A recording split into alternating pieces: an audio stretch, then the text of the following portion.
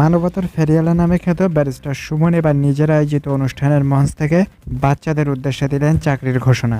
তিনি বললেন, বাচ্চারা যদি ভালো করে পড়াশুনো করে তাহলে তাদেরকে ভালো ভালো জায়গায় চাকরি পাইয়ে দেওয়ার দায়িত্ব নেবেন ব্যারিস্টার সুমন। এই ঘোষণা দেওয়ার পরে বাচ্চারা অনেক খুশি হয়ে ওঠে।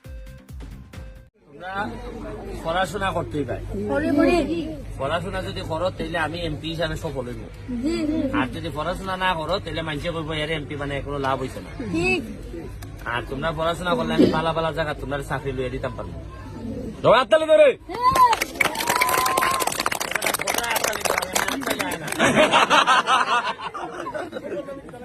স্কুলের মধ্যে বল দিচ্ছিলাম আমরা, স্কুলে বল দিচ্ছি না, তোমরা খেলাটা চালু রাখবো, কথাটা বুঝছো? আর এই সারা বছর আমি যতদিন আছি সারা বছর আনন্দের মধ্যে থাকবো।